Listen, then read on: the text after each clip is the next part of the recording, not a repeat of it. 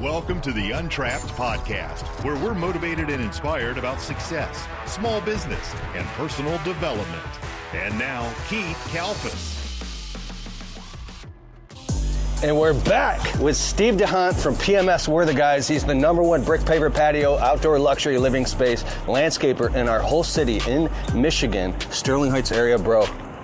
He's the guy who made it cool to be a Christian landscaper. Before we do his shop tour, you have to show us this crazy electric truck, bro. What is this? This is a 2024. It had been sitting in the lot for over a year, and they had it listed for almost $200,000, so they couldn't sell it because they put a lot of money into this. Then they marked it down to $120.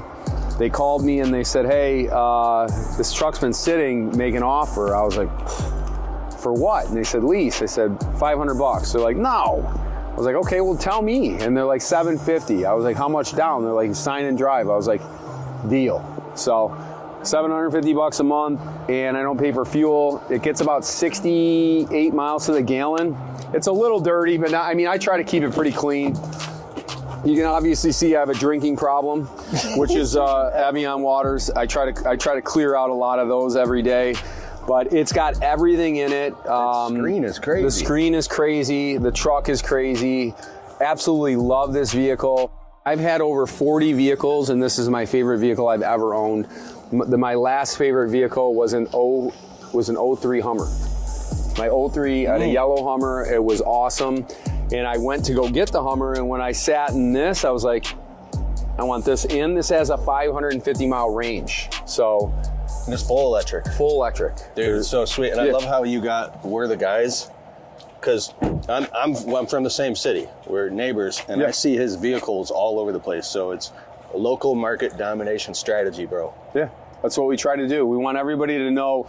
We do it like this, too, because we want you to see it enough where you eventually look us up. And then you see our trucks enough, and it's just that impression that we get when you... And it's free. I mean, really, this cost me like $300 to letter it and put this little QR code on it. I mean, why would I not do that? It's brilliant. I love it. I love the color too. Let's get to the shop tour. Yeah. Steve has a $6 to $7 million landscape business with 60 employees, and he's saying that 35% of outdoor service businesses probably won't open their doors in 2026. Let's get into this. Yeah, that's right. 35% of businesses of any sort of home improvement businesses are going to close their doors in 26.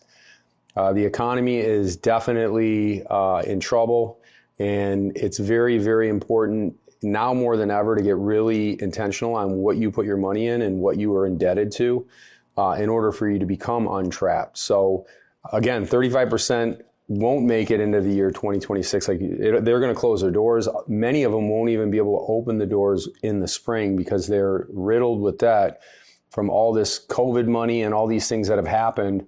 And that money's all dried up, and people truly are, many people are broke. So it's very, very difficult to make money right now. And it's very important to really get intentional on your efficiencies and the things that you're going to do to make your business survive in 2026. Bro. So Steve, you've been in business 26 years. You've been through the crash of 2008, highs and lows. I mean, you have real experience.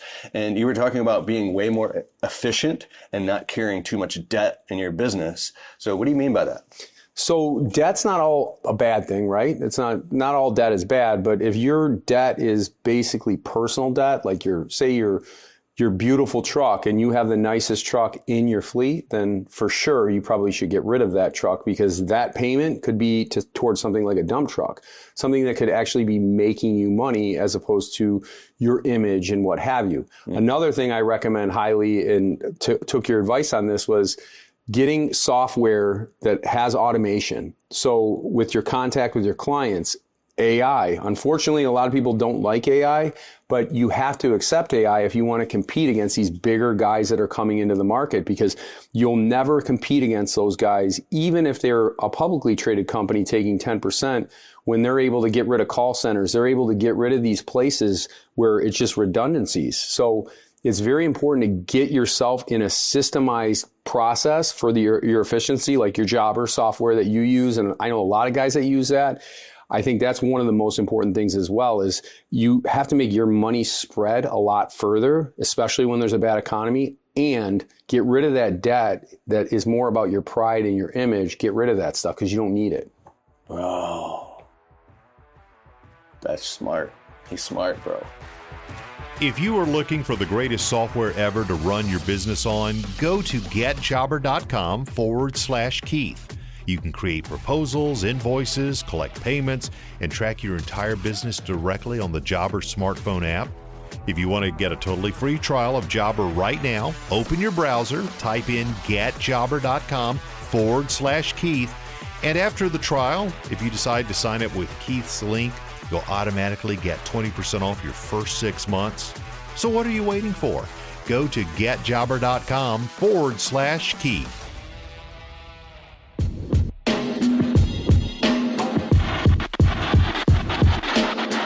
All right, Steve, so when you say consolidate, can you go further, and what do you mean by that? So consolidation is twofold, in my opinion. Consolidation is your debt. So getting your debt in order, and then also getting your services in order as well. So if you're offering all these services that you don't do every day, how are you going to be efficient at it if you don't do it every day? How are you guys going to be able to show up to a job site, do the job that you're requiring them to do that they don't do every day? So that's my point, is there's some of the services that we all offer you probably shouldn't offer anymore because they've never made you money in the first place. And now is the most important time, again, to be intentional on what you do, intentional on what you buy, intentional on the bills that you have. And the bills that you do need bills, but what bills do you need and what bills can you consolidate and get rid of? In the beginning of my business, bro, I offered so many services. Any employees I hired were stressed out because every day they were doing a different service, and it was a nightmare, bro. And then you're stuck trying to figure it out with them over the phone and trying to be in a million different places. That's the hardest part. Because then how are you able to do your job when you got a phone call every 5 minutes? Hey, Keith, what do I do now? Hold on, I'm in the middle of something right now. Let me help you figure this out. So then you're not able to do your job. They're not able to do their job. Nobody's making money, and the client's probably not that happy because the service isn't that good. Wow. I love it.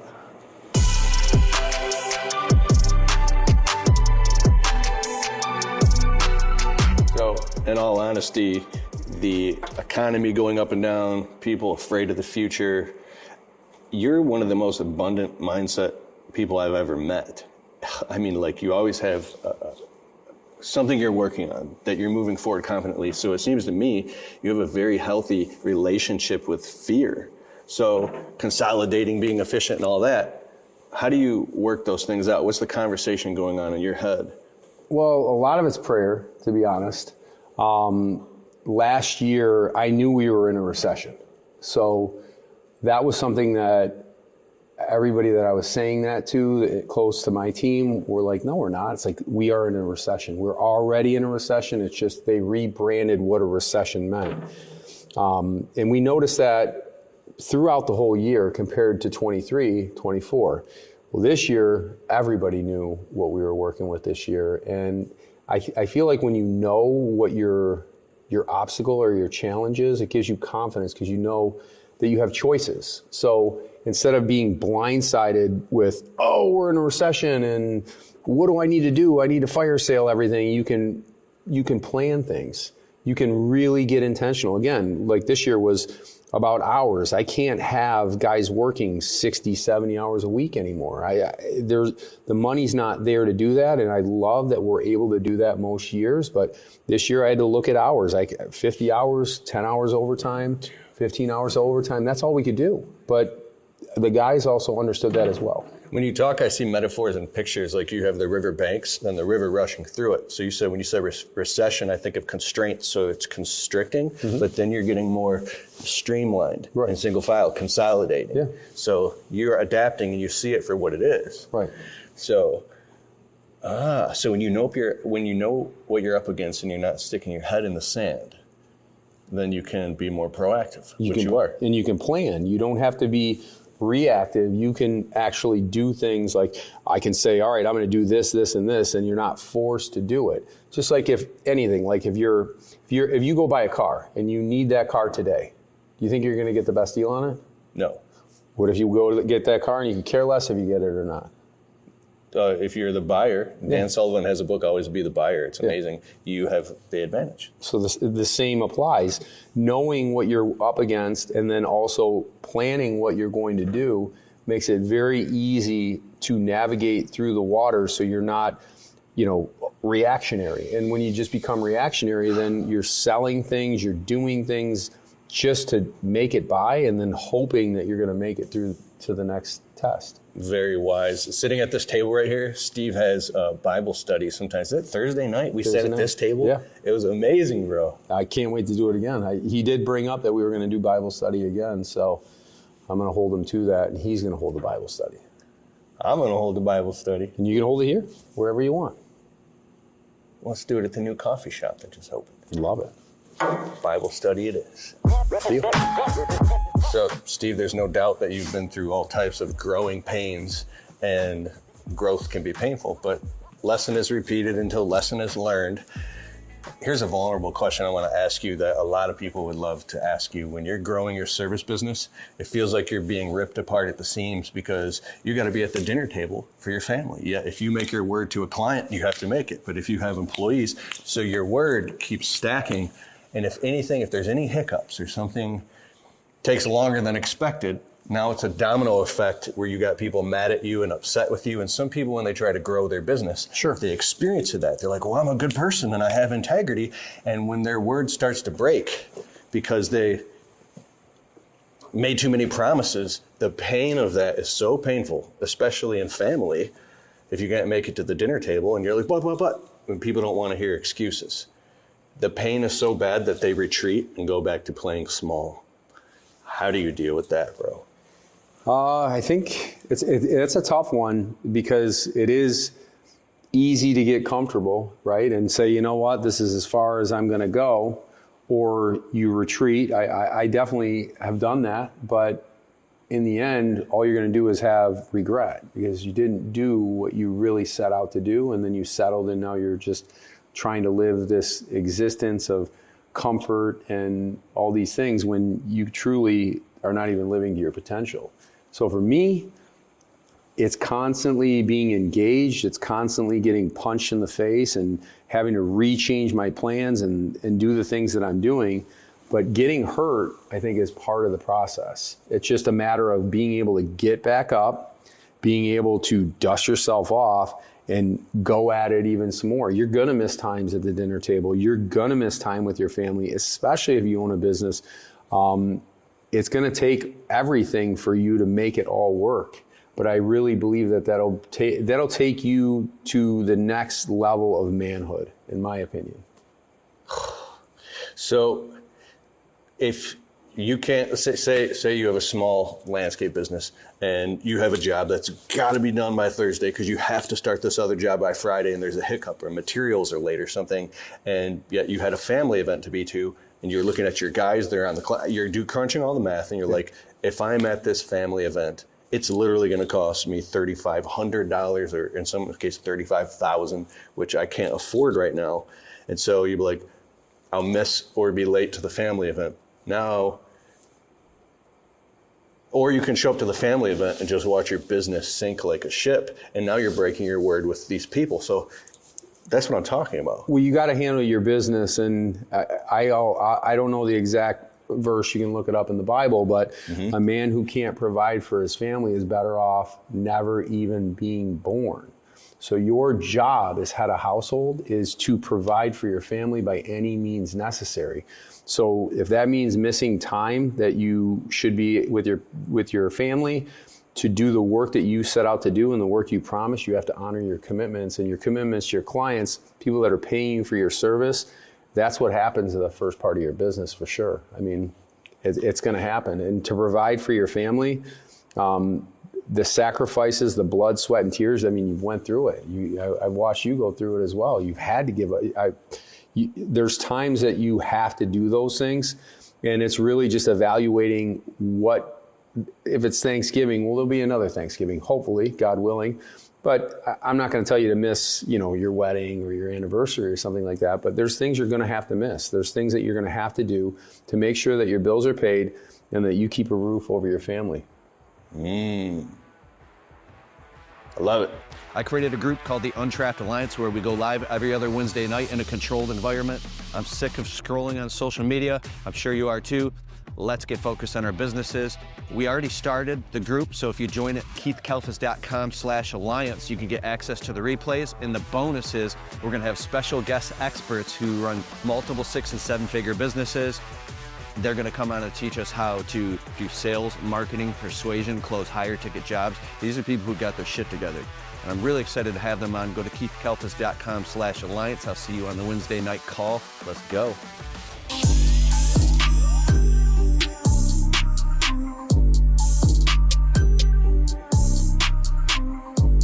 The 5-year itch. There's a point around the 5-year mark where a lot of outdoor service business owners, they're not experiencing the level of success they hope they would have, and they're running into all these challenges and they start getting upset. They get angry, they get frustrated, and then they go into apathy where they feel like they want to get out of their business and I got to do something else. Maybe there's a different business. And if you can make it past that point, bro, just talk about that, bro. The 5-year-ish. Because you seem to have fallen in love with your business over and over. Like in between these takes, dude, he loves his business and he's excited about what you are offering to customers. Like, how do you do that for 26 years?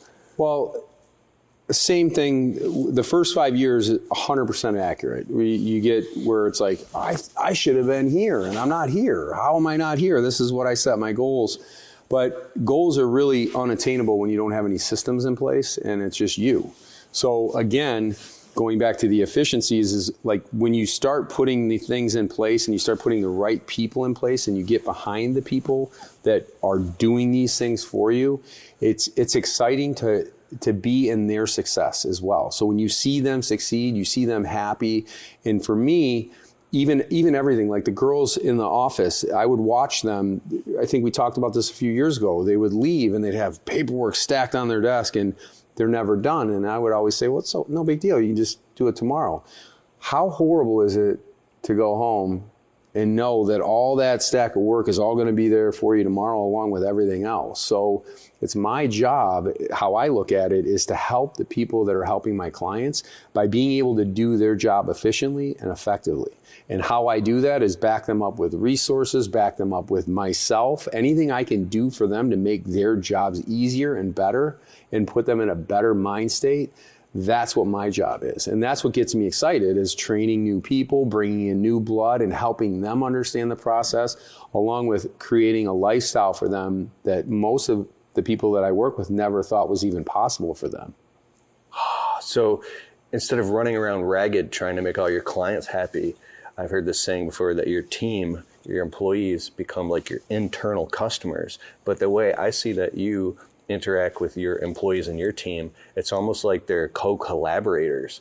Yeah, they're way smarter than me, highly sophisticated individuals that you just have to get behind and really realize that you didn't put these people in place for no reason. You put them in place because you saw something in them that you probably didn't see in yourself. So for me, again, like what you just said, I like to get behind people. I like to see people in their successes. I also don't mind when they fail. And I don't mind when they fail, meaning I'll let them fail. Because if they don't fail, then they're always going to be on the phone.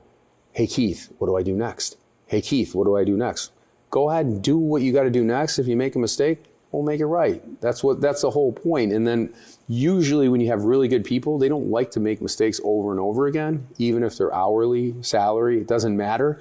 We're going to pay you to redo the job, but nobody wants to do that. So everybody here wants to be better, and it's because of the leadership, and it's not just my leadership, it's the leadership team that we've put together. And they've allowed me to really take a step out of serving the client, and now I get to serve them. So I get to serve them, and then they go serve the client. So if they have a problem, an issue in their life, and I know this is a good one, leave your personal stuff at home. Yeah, right. How's anybody going to leave? You're going to live two separate lives where At home, it's a nightmare, and at work, it's great. You're bringing your problems from work, or from home to work. So for me, I got to help them with their problems at home too. Because if I don't help them with their problems at home, then they're going to have problems at work. And then the problems at work are going to affect our company.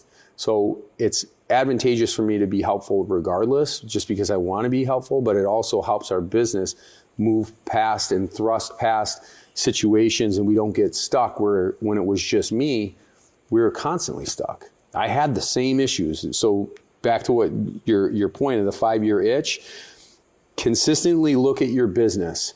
Look at the people that you have, look at the people that you want to have, and help develop the people that are there to be who you want them to be.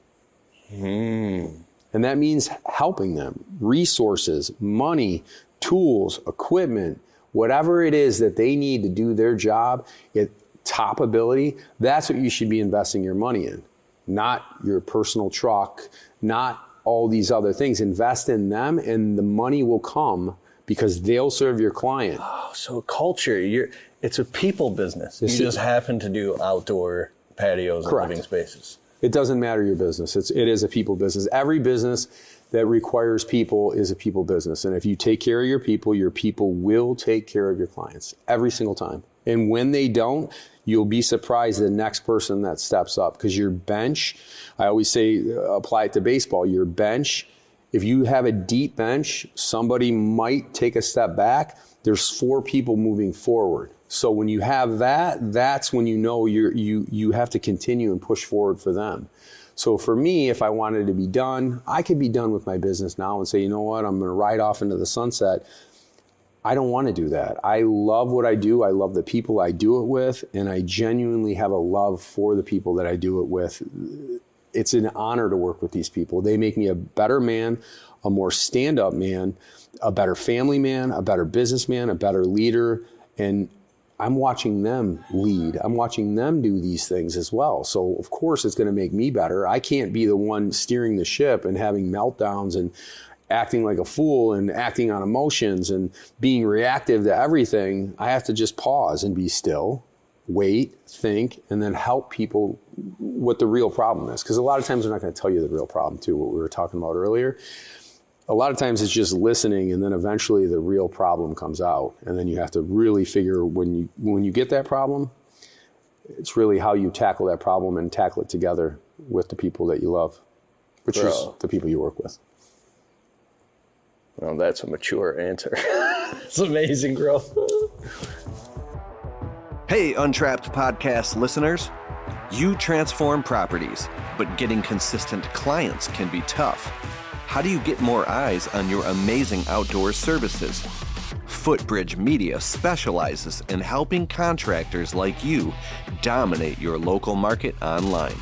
They build professional, optimized websites that convert visitors into leads, handling everything from design and SEO to review management.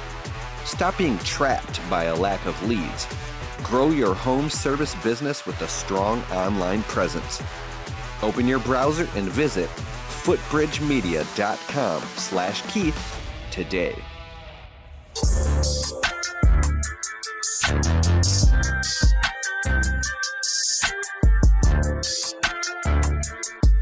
Dude, we're in the shop space where all the equipment is, bro. What's it about in here, Steve? So Alejandro, Todd, and Ricardo. Alejandro is our main foreman out in the field, and then in the wintertime, he comes in and he helps Todd. He goes through all the equipment, everything you're gonna start seeing coming back to this shop so it can be serviced for next year. So we're already working on stuff for next year, so we're ready. As soon as the weather changes, we're ready to hit the ground running. So all these saws that you see, and I don't even think there's saws just everywhere. So all the saws, all the small equipment, the trucks, you're gonna start seeing this. Here's another one of our Sprinter vans. Everywhere. They're doing oil changes. What's your step? Todd, what's that stuff that I ordered for you for the gears, the rear? You're doing the rears on something, or what are we doing?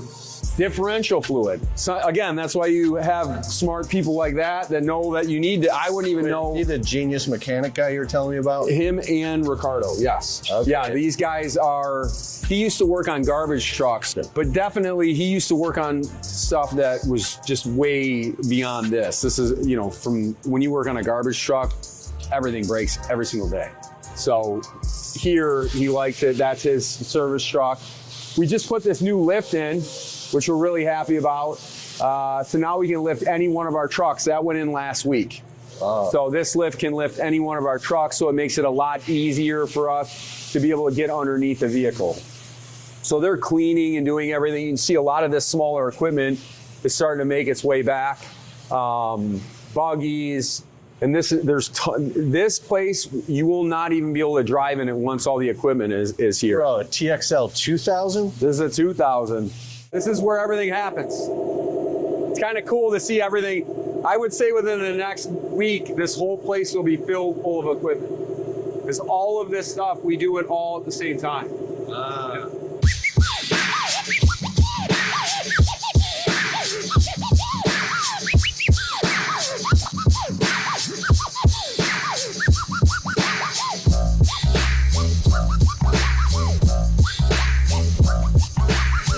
Bro, a lot of landscapers are scared to buy a single piece of equipment in their first few years of their business, and you just got $100,000 and $150,000 trucks all over the place and equipment and all this stuff. These aren't old rust bucket trucks. What is your relationship with your intuition versus the math versus the fear or the headroom? Like, what are you thinking when you're moving at so much momentum? Because I'm momentum here. I can feel it. So it used to be math. It used to be really just about math. And then again, once I stopped out of doing the quoting and being lost with the customers and focusing on my people, I want to give my people the absolute best equipment you could possibly have. So I remember when I was in this business working for somebody, I had ragtag stuff, especially when I started even on my own. I never had this type of equipment. How much more efficient and effective are you when you have not only the right equipment, you have the best equipment, and your guys see it? Your people know that you're willing to invest any amount of money to make sure that they have a quality of life on the job, protecting them, their safety, their backs, what have you, putting them in nice vehicles that these are nicer vehicles than my vehicle. So that's when I was saying to you earlier, if you have the nicest vehicle in your fleet, on your personal vehicle, you're doing something wrong. This is where you should be investing the money. If I need another truck and I don't have the money, I'm getting rid of that truck and I'm getting one of these trucks, because this truck can make me a lot more money than that truck can, by a lot.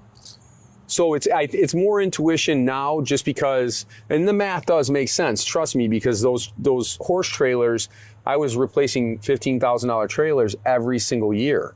Now these trailers will last forever. I mean, they do. I've had school buses hit one of them.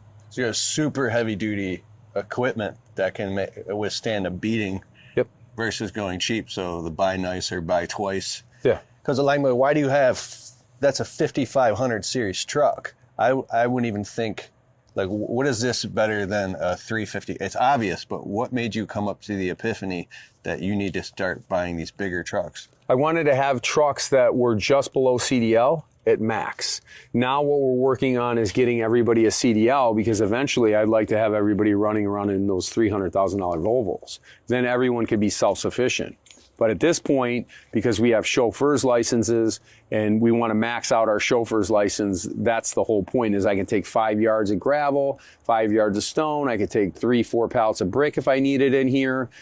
I can do a lot with this truck if needed, and I can put 6 guys in that truck if I need to. We only are doing 3, but let's say one of the trucks goes down, I can take a crew, put them with that crew, and they can work on a job together, so I don't have a crew that doesn't have a place that they can't go. If I had 2 trucks go down, I would just have 2 bigger crews for a few days until we got those trucks back up and going. Love it. Leads me to the final question. So we're talking about consolidating, being efficient. With all that being said, how does somebody run their business? Like, when you're putting your 1 foot on the gas and 1 foot on the brake at the same time, it's very stressful. Sure. Because you want to mitigate risk. How are you navigating that?